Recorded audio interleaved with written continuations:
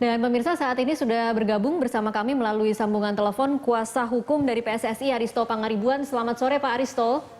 Selamat sore Mbak. Iya, Pak Aristo kalau boleh dijelaskan secara sederhana apa konsekuensi dari putusan sela di PT UN atas sidang gugatan PSSI terhadap SK Menpora hari ini?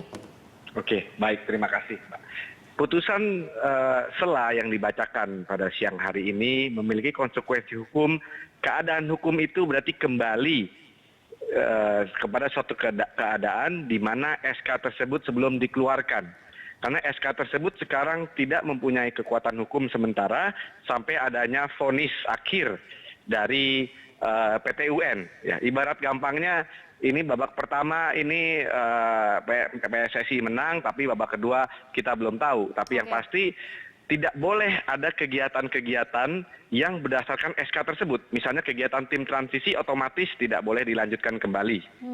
Begitu kira-kira. Dan pembiayaan tim transisi atas dana masyarakat, dana APBN juga tidak boleh dilanjutkan. Karena penetapan penundaan sudah keluar dari Pengadilan Tata Usaha Negara Jakarta. Oke, Pak Aristo, artinya ini serta-merta berlaku tanpa harus menunggu Menpora kemudian mencabut atau merevisi SK itu? Sudah pasti itu bukan opsi karena yang namanya penetapan pengadilan itu bersifat absolut. Setiap warga negara, setiap subjek hukum harus mematuhi putusan pengadilan tersebut, yaitu untuk menunda keberlakuan SK tersebut sehingga pemerintah dalam hal ini Menpora tidak dapat melakukan hal apapun atas nama SK tersebut. Oke, apa yang terjadi karena setelah ini sebenarnya sidang masih terus akan dilanjutkan? Apa yang akan terjadi kalau keputusannya berbalik, Pak Aristo?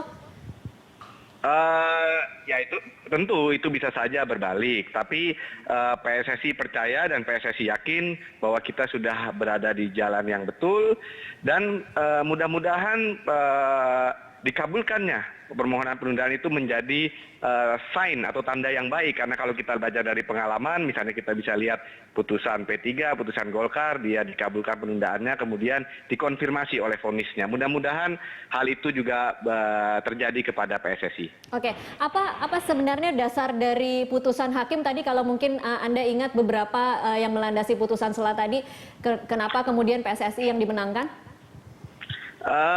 Karena pertama adanya setelah tentunya kan majelis ini mempertimbangkan argumentasi dan bukti dari kedua belah pihak.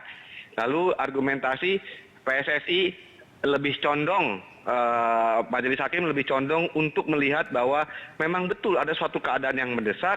Yang pertama, kerugian yang dialami PSSI dalam hal ini sebagai penggugat itu sangat besar pada khususnya dan pada umumnya.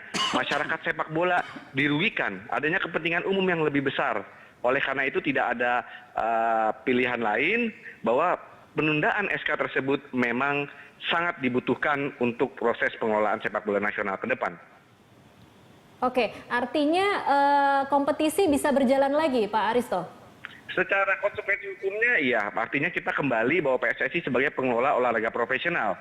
Berdasarkan Undang-Undang SKN, olahraga profesional diawasi, dikelola oleh induk cabang organisasi olahraga. Rekomendasinya pun demikian.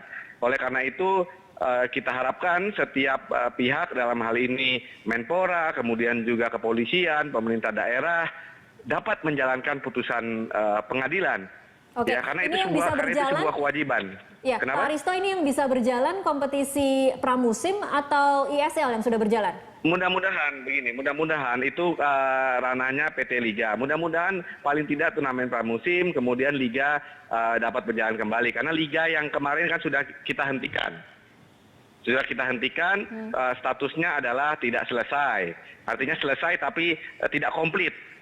Begitu kira-kira. Nah, kalau nanti rencananya kan Liga akan digulirkan lagi sesuai dengan kalender Eropa. Tapi untuk pemanasan ini kan harus ada turnamen-turnamen supaya kompetisi tetap berjalan karena ruh sepak bola itu ada di kompetisinya. Oke, baik. Terima kasih Pak Aristo Pangaribuan untuk waktunya bersama Berita 1. Ya. Dan ya.